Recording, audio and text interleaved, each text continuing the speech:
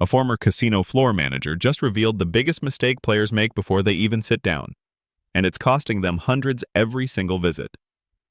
According to insider reports, 95% of casino guests do this wrong, and it's exactly what the casino is counting on. Mistake number 1. Not checking your Players Club multiplier days. Here's what most people don't understand. Casinos run double points days, triple points days, even 10 times point multiplier events throughout the month. But according to former casino hosts, properties intentionally don't advertise all of these opportunities. You have to check the app yourself, or specifically ask someone at the Players Club desk. Most people never do either. Let me tell you about Linda. She's a regular at her local casino, visits about twice a month. She plays the penny slots for 3 or 4 hours each visit. On a Tuesday afternoon, Linda sat down at her favorite machine and played through $3,000 in total wagers. Her Players Club account showed she earned 3,000 points for that session. Standard rate, 1 point per dollar wagered. Those 3,000 points converted to $30 in free play for her next visit. Here's what Linda didn't know. Her friend Barbara played at the same casino 2 days later on Thursday. Barbara put the exact same $3,000 through the exact same type of machine. But Thursday was a triple points day. Barbara's account showed 9,000 points. That converted to $90 in free play. Same amount of gambling, same theoretical loss to the house edge. But Barbara walked away with 3 times the rewards simply because she checked the promotional calendar before deciding which day to visit. Former casino marketing directors have admitted in industry publications that player behavior data shows most guests pick their casino days based on personal convenience, their day off, their paycheck schedule, when their spouse is busy with other activities. The casino knows this. They structure their multiplier days strategically, often placing the highest multipliers on days that traditionally see lower traffic. It's documented in casino marketing strategy reports. They're trying to smooth out their weekly revenue curves, and they do it by offering better rewards on slower days. But if you're not checking, you're leaving money on the table. The mathematics here are straightforward. But if you're someone who visits a casino twice monthly and plays through roughly $3,000 each visit, that's $72,000 in annual total wagers. At the standard 1 point per dollar rate, you're earning 72,000 points, which typically converts to around $720 in annual free play and other comps. But if you strategically chose to visit only on double or triple point days, dates that are available if you're paying attention, that same $72,000 in wagers could earn you 144,000 or even 216,000 points. That's $1,440 or $2,160 in annual value. By not checking the multiplier schedule, you're losing between $700 and $1,400 every single year in rewards you could have earned for the exact same amount of gambling. But here's what makes this even worse. Not only are you missing the point multipliers, you're probably also playing the wrong denomination of your favorite machine. And that mistake is even more expensive. Mistake number 2. Playing without checking the denomination. RTP difference.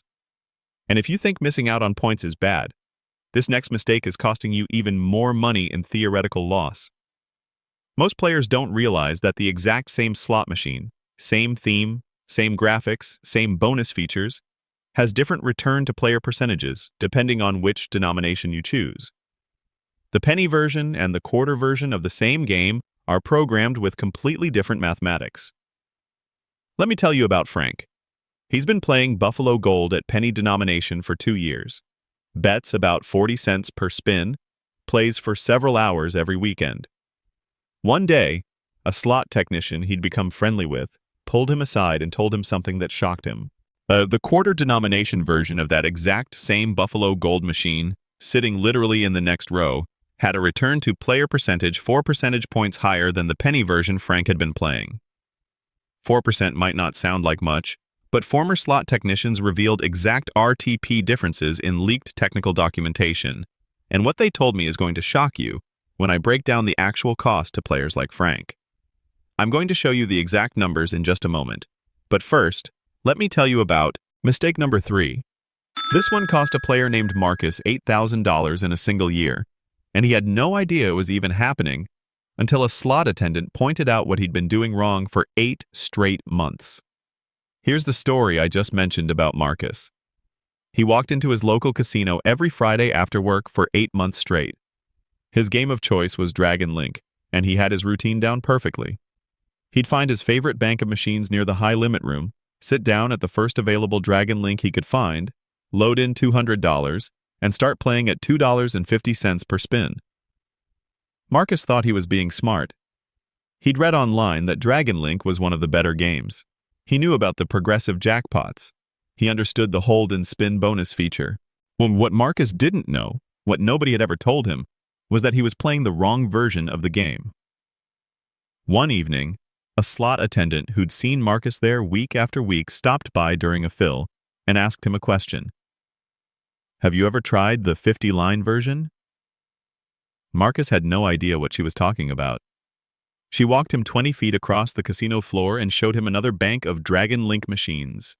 Same theme, same dragons, same progressive meters climbing on the screen above. But these machines said 50 lines on the glass. The ones Marcus had been playing said 243 ways. The attendant explained that the 50-line version had better line hit frequency. It was programmed with different mathematics. Marcus went home that night and did something he'd never done before. That he actually looked up the reported RTP percentages for different Dragon Link configurations. According to data compiled from gaming jurisdictions that require RTP reporting, the 243 ways version he'd been playing typically returned about 88%. The 50-line version returned approximately 92%. 4 percentage points. Marcus sat down with a calculator and did the math on his own play history.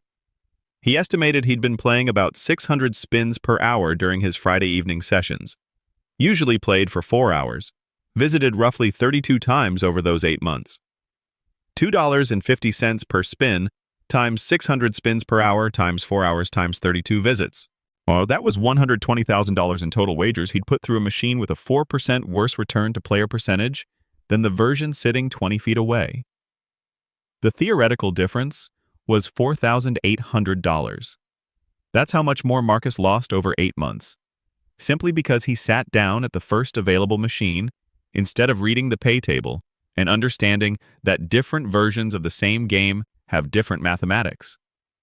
According to former casino floor managers, this is exactly what they count on.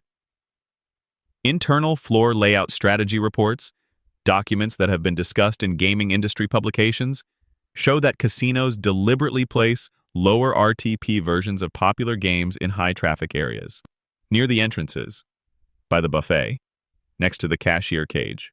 Thus, they position these machines in the spots where players are most likely to sit down impulsively at the first available seat they see. It's completely legal. It's documented in casino operations manuals. And it works because most players, like Marcus, never bother to check whether they're playing the best available version of their favorite game. Now, you might be thinking, you'll just find the right version and you'll be fine. But here's what happened to Jennifer, and this is mistake number 4. Starting play without setting a win goal. Jennifer sat down at a Lightning Link machine on a Saturday night with $300. Within 40 minutes, she triggered the hold and spin feature and locked in enough orbs to hit a $2,400 jackpot. The slot attendant came over, verified her ID, paid her out in cash. Jennifer was ecstatic. She took a picture of the screen. She texted her husband. And then she kept playing. Casino hosts report this happens constantly. They can see it in the player tracking data. According to internal observations shared by former casino employees, approximately 80% of players who hit significant jackpots don't cash out and leave. They keep playing. Jennifer was no exception. She stayed at that same Lightning Link machine, and now betting $3 per spin instead of her original $1.50. The dopamine was flowing. She felt lucky. She'd just won big, so clearly the machine was hot. 3 hours later, Jennifer left the casino with $200. She'd given back $2,200 of her jackpot, plus $100 of her original $300. Here's the mathematics that Jennifer didn't understand. On a machine with a 90% return to player percentage, which is typical for Lightning Link at the denomination she was playing, every $2,400 in winnings represents only 800 spins at $3 per spin, before probability says you'll be back to zero. That's about 2 hours of play at a normal pace. Documentation from player tracking systems, according to former casino analytics managers, then shows that jackpot winners who don't immediately cash out and leave typically reinvest between 85 and 95% of their winnings back into the machines. The house edge doesn't stop just because you won. The longer you play, the more the mathematics work against you, and the more likely you are to approach your theoretical loss. But here's where it gets really insidious, and this connects directly to mistake number 5. Here's where it gets really insidious, and this connects directly to mistake number 5. Not understanding volatility before choosing bet size, because what Jennifer didn't understand was the volatility rating of Lightning Link itself. Let me explain what volatility actually means, because this is something former slot directors say separates players who manage their bankroll effectively from those who bust out wondering what happened. Volatility is essentially the risk rating of a slot machine. Low volatility games pay out frequently but in smaller amounts. You'll get lots of little wins, lots of line hits, but rarely anything massive. High volatility games are the opposite. Long stretches of losing spins, followed by occasional large payouts. Medium volatility falls somewhere in between. Lightning Link, the game Jennifer was playing, is classified as high volatility. Same with Dragon Link, Buffalo Gold, and most of the hold and spin style games that have become so popular in casinos over the last 5 years. These games are specifically designed for massive swings in both directions. According to a former slot operations director who spoke to industry analysts, there's an actual mathematical formula casinos use internally for recommended bankroll relative to volatility. For high volatility games, the recommendation is a bankroll of 100 to 150 times your chosen bet size. For low volatility, it's 50 to 75 times. These aren't recommendations casinos share with players. These are internal benchmarks used when the casino itself is calculating variance and risk on their own floor operations. But the mathematics work the same way whether you're the casino or the player. Oh, Jennifer's mistake was betting $3 per spin on a high volatility game with only $600 remaining after her initial buy-in. That's a ratio of 200 to 1, which sounds adequate. But after she won the $2,400 jackpot and increased her bet to $3, she had $2,700 total. At $3 per spin, optimal bankroll for high volatility suggests she should have had between $300 and $450 minimum, which she did have. But here's the critical part Jennifer didn't grasp. Her $2,400 in winnings wasn't somehow protected from the house edge. It was just more credits in the machine, subject to the exact same mathematics as any other money. Let me tell you about Robert, because Robert figured this out. But Robert plays Dragon Link at $1.25 per spin, and he never sits down without at least $200 specifically for that session. That's a ratio of 160 to 1. He understands the game is high volatility, which means he knows he might go an hour without hitting the bonus feature. But he also knows that when the feature does hit, it can pay 50 times his bet or more. Over a 6-month period, Robert tracked his sessions. He hit the hold and spin bonus approximately once every 90 minutes on average. Some sessions he hit it twice in an hour. Other sessions he went 2.5 hours without seeing it. But because his bankroll could withstand the variance, he never busted out before having a legitimate chance at the bonus that makes the game worthwhile. Yet he left up $400 over those 6 months. Not because the game has a positive expectation, it doesn't, but because he properly managed his exposure to variance and walked away when he hit predetermined win goals. Compare that to the typical player who sits down at Dragon Link with $200 but bets $5 per spin. That's only a 40 to 1 ratio. According to former casino managers I spoke with, these players bust out on average within 30 to 45 minutes. They never get deep enough into a session to have a realistic probability of hitting the bonus feature that could get them ahead. It's not that they're unlucky. It's that they're mathematically undercapitalized for the volatility of the game they chose. And here's the really insidious part that connects to how casino floors are designed. High-limit slot rooms typically have higher RTP percentages than the main floor. Former casino operators have confirmed this in industry panels. Why? partially because high-limit players naturally maintain better bankroll-to-bet ratios simply by virtue of having more money in play. But wait until you hear about mistake number 6. This one is shocking because casinos actually train their employees to encourage it. Before I tell you what that mistake is, I'd really appreciate it if you'd subscribe to the channel. Let me know in the comments. What's the biggest mistake you've made at a casino? I read every comment. Okay, here's mistake number 6. And when a former casino host told me about this, I couldn't believe it was actually part of their training program. This particular mistake led to a woman named Patricia losing her entire $15,000 tax refund in a single weekend. According to training manuals from major casino corporations, documents that were leaked by former employees and discussed in gaming industry watchdog reports, hosts and floor managers are specifically taught to identify and encourage this behavior. What they watch for is players who successfully build their free play credits into actual winnings. When a player converts promotional money into real credits, that player gets flagged in the system as having high reinvestment probability. The casino's player tracking software literally marks these accounts. Hosts receive notifications.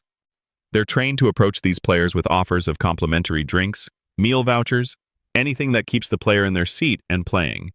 Patricia made this exact mistake, and here's what happened to her.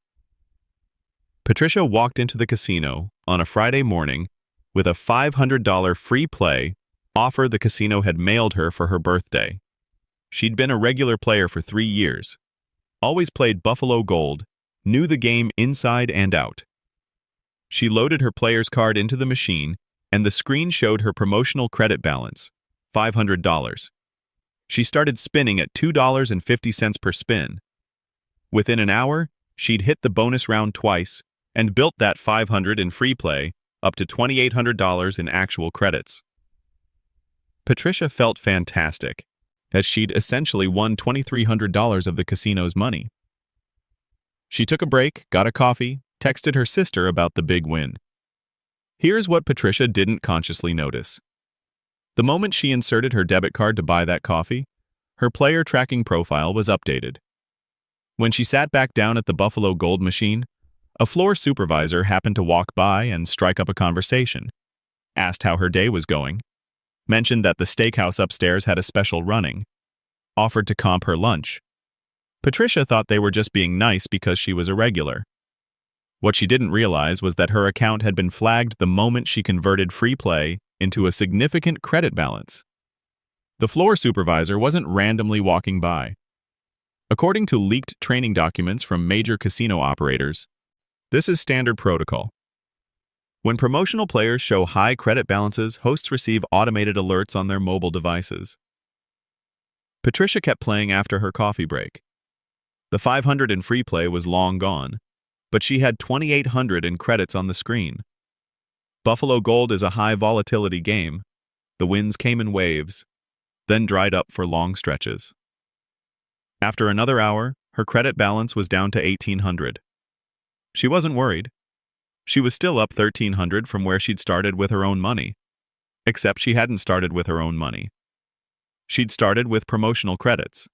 But the machine doesn't distinguish between promotional money and cash once it's converted to credits. It all spends the same. Yet the psychological barrier that should have existed, the moment where she'd have to make a conscious decision to insert her own money, never appeared because she was already playing on credits that felt like winnings. 4 hours after she'd arrived, Patricia's credit balance hit zero. She'd played through the entire $2,800. But here's where the real damage happened. The casino's system had seamlessly switched payment methods. Modern slot machines are networked to player accounts. Once your credits run out, if you have a debit card or credit card linked to your player profile, the machine can pull funds directly with just a PIN entry. Patricia entered her PIN without really thinking about it, loaded another $500, and kept playing. She was chasing the feeling of being up $2,300, except she'd never actually been up $2,300 of her own money. She'd been up $2,300 in credits that originated from promotional play. By midnight, Patricia had gone through an additional $3,200 from her checking account. She walked out of the casino having lost $3,200 of her own money, all because she didn't understand. Mistake number 6. Continuing to play after free play runs out. Internal casino data, according to former player development executives, shows that 73% of players who successfully build promotional credits into significant balances don't cash out those winnings. They continue playing, and the vast majority give it all back plus additional money from their own accounts. The casino's training manuals explicitly teach hosts to watch for these players because they represent some of the highest value customers. They've demonstrated they'll keep playing even after converting house money to credits. And speaking of psychological tricks that keep you playing, mistake number 7 is something former casino surveillance operators call the zombie effect. And it might be the most unconscious mistake on this entire list. Mistake number 8. Not comparing slot club benefits across local casinos. This one is so bad that when a player named David finally figured it out, he calculated he'd lost over $12,000 in potential value over 3 years. David had been completely loyal to a single casino property. Let me tell you exactly what happened and why this might be the most expensive mistake casual players make without ever realizing it. David lived in a metro area with 4 casinos within a 30-minute drive of his house. Every Friday evening and Sunday afternoon for 3 years, he drove to the same property. He'd reached silver tier status in their players club, which required him to earn roughly 80,000 coin-in points annually. That meant he was putting approximately $80,000 through the machines every year.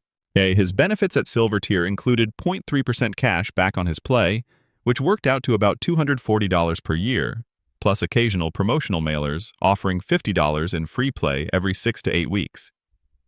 David thought this was just how casino rewards worked. He'd never compared. One weekend, David's friend invited him to a different casino across town.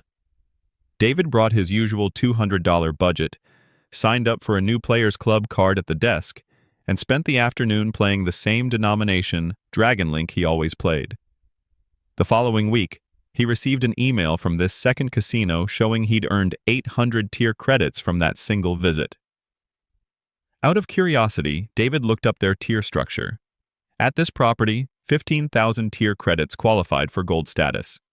He did the math based on his typical play pattern. His 80,000 in annual coin-in would translate to roughly 40,000 tier credits at this casino's rate. That was nearly triple the threshold needed for gold tier.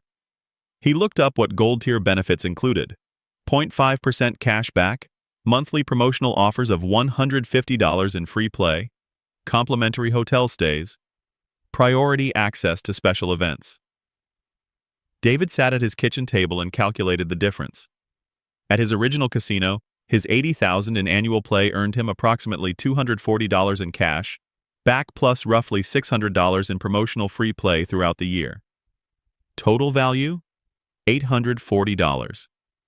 At the second casino, that same 80,000 in play would qualify him for gold tier, earning him $400 in annual cash back, already 60% more, plus 12 monthly promotional offers of $150 each, totaling $1,800 in free play. Total value? $2,200. David had been leaving $1,360 per year on the table simply because he'd never comparison-shopped casino players clubs. Over the 3 years he'd been playing regularly, that was $4,080 in value he could have earned for identical gambling activity. And that brings us to the final mistake on this list. Mistake number 9. Playing without understanding promotional reinvestment. Several former casino hosts told me this is the mistake that separates recreational players from the people who actually maximize every dollar of their entertainment budget. And here's what they mean by promotional reinvestment strategy. Most players spread their gambling budget evenly throughout the month. They'll visit whenever they feel like it, play whatever amount they brought, and never think strategically about timing.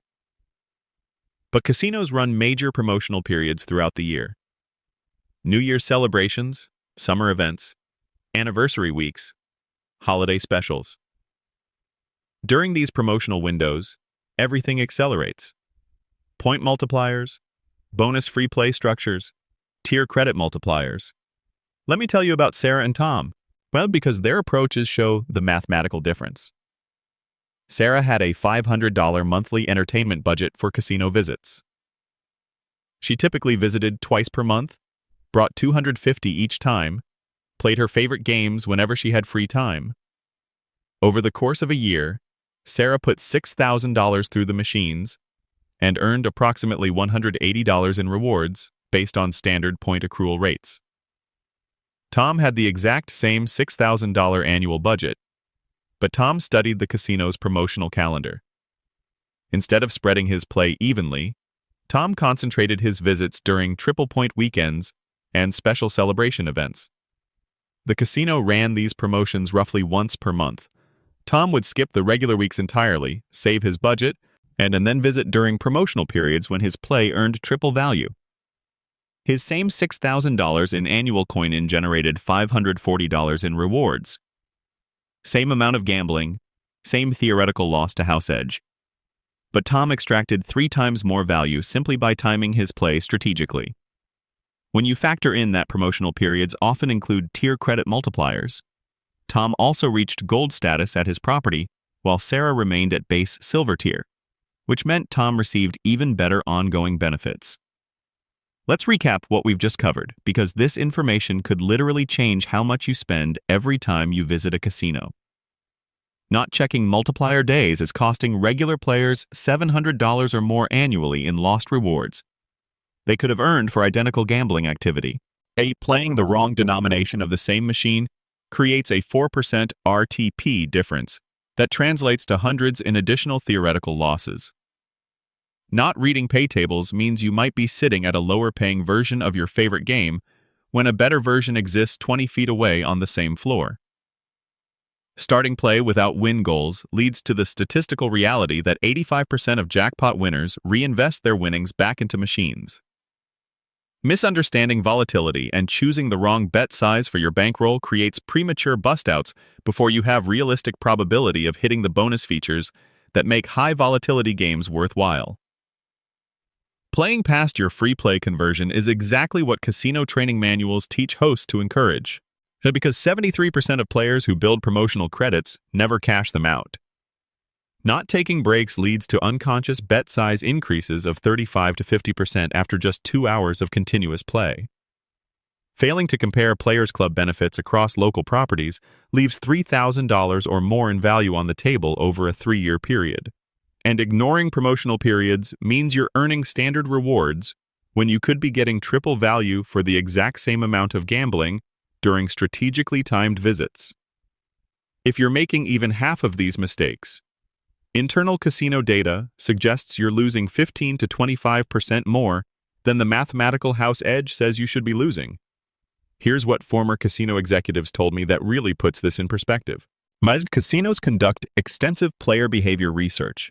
They employ entire analytics departments dedicated to studying how players make decisions. They know exactly which mistakes players commonly make, and floor layouts, machine placements, promotional structures, and employee training programs are all designed around exploiting these patterns. Industry documents that have been discussed in gaming publications show that casinos actually calculate something called player education risk. That's the term they use internally for how much revenue they would lose if their customer base became educated about optimal play strategies. One leaked report from a major casino corporation estimated an 18 to 22% revenue decrease if players systematically optimized these 9 behaviors. That's how much money is left on the table through these mistakes. I'm not saying don't gamble, I'm saying gamble smarter. These mistakes aren't illegal. Casinos aren't breaking any rules by designing their operations around common player errors. But according to multiple former employees who've spoken to industry analysts, casino training materials explicitly include modules on recognizing and capitalizing on these patterns. When I first learned this information from former casino insiders, I was shocked at how systematic it all was.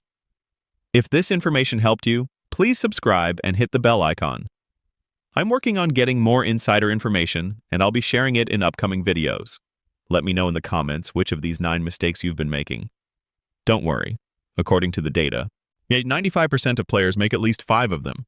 The casino industry doesn't want this information widely known because the more players understand these patterns, the more it impacts their bottom line. And if you want to know which specific machines have the best odds, I've got a video coming out next week that reveals the exact games former slot managers say they'd play if they were gambling. Thanks for watching, and I'll see you in the next one.